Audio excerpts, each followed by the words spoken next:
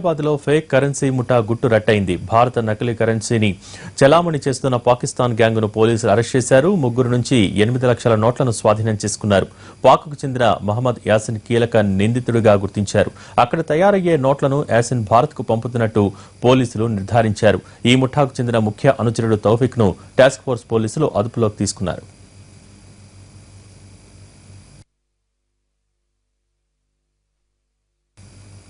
షార్జా నుంచి విమానంలో ఇండియాకి రవాణా చేస్తున్నారు. ప్రధాన నిందితుడు యాసిన్ పాక్లో ఉన్నాడు అంటున్న north zone task force DCP లింబారెడ్డితో మా ప్రతినిధి Babur face to face.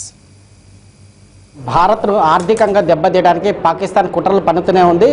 Pakistan నుంచి భారీగా అక్రమ నోట్లు, నకిలీ నోట్లు భారీగా తయారవుతున్నాయి. అక్కడ నుంచి తీసుకొచ్చిన నోట్లు హైదరాబాద్లో ఫేక్ కరెన్సీ నోట్లు చలామణి అవుతున్నాయి. ప్రస్తుతం టాస్క్ ఫోర్స్ పోలీసులు వాటిని రైడ్ చేసి అక్కడ ఉన్నటువంటి ముగ్గురు నిందితులు అదుపులో తీసుకుని అరెస్ట్ చేశారు. ప్రస్తుతం టాస్క్ ఫోర్స్ డీసీపీ లింబారెడ్డి మనతో ఉన్నారు. సార్ చెప్పండి, ఎలా పట్టుకోగలిగారు ఈ ఆపరేషన్?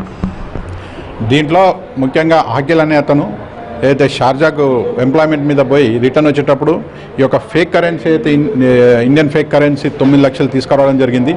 ముఖ్యంగా దీన్ని ఆయన యొక్క మేనమామయ్య పాకిస్తాన్లో ఉంటాడు, అతను ఇవ్వడం జరిగింది. దాన్ని తీసుకొని వచ్చి ఇక్కడ సర్క్యులేట్ చేద్దామన్న ఉద్దేశంలో ఈ యొక్క అతన్ని మరియు అతని యొక్క ఇద్దరు ఫ్రెండ్స్ని కూడా అదుపులోకి తీసుకొని వీరి వద్ద నుంచి 9 లక్షల ఇండియన్ ఫేక్ కరెన్సీని స్వాధీనం చేసుకోవడం జరిగింది.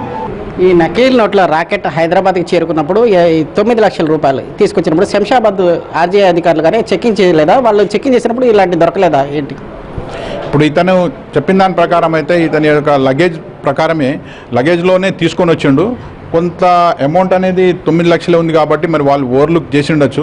నార్మల్గా క్యాష్ కొంత క్యారీ చేస్తారు కాబట్టి స్కానింగ్లో కనపడుతుంది. బట్ హ్యూజ్ అమౌంట్ లేదన్న ఉద్దేశంలో వాళ్ళు దాన్ని ఓవర్లుక్ చేసే పాసిబిలిటీ ఉంది. పాకిస్తాన్లో ఎక్కడ ఇది తయారవుతుంది సార్?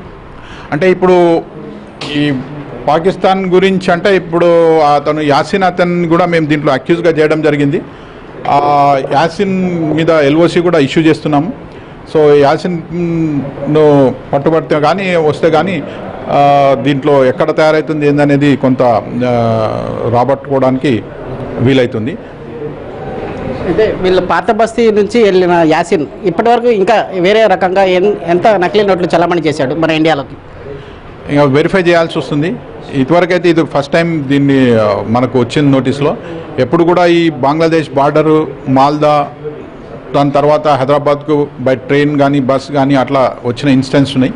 బట్ ఇది ఫస్ట్ టైం ఏదైతే ఫ్లైట్లో దుబాయ్, షార్జా నుంచి ఇక్కడికి రావడం జరిగింది. దీనిలో ఫర్దర్గా ప్రోబ్ చేసి ఏదైనా ఇంకా ఫర్దర్ ఇన్ఫర్మేషన్ పాకిస్తాన్లో ఎక్కడుంది, ఇంకెవరున్నారు, ఎన్ని గ్యాంగ్స్ ఉన్నాయి, అవన్నీ వెరిఫై చేసిన తర్వాత డెఫినెట్గా వీళ్ళ మీద యాక్షన్ తీసుకుంటాం. నకిలీ నోట్ల వ్యవహారంలో యాసిన్ అనే వ్యక్తి పాకిస్తాన్లో ప్రస్తుతం ఉన్నాడని, అతన్ని హైదరాబాద్లో మళ్ళీ తిరిగి వచ్చినప్పుడు అతన్ని అరెస్ట్ చేశారని, ఏదైతే నేషనల్ సెక్యూరిటీ యాక్ట్ కింద అతని కింద వీళ్ళ మీద కేసు బుక్ చేసి పీడీ యాక్ట్ కూడా కేసు పెడతామని చెప్పేసి టాస్క్ ఫోర్స్ డీసీపీ లింబారెడ్డి చెప్తున్నారు. కెమెరామెన్ రాజ్ కుమార్ కలిసి బాబర్, ఎన్టీవీ, హైదరాబాద్.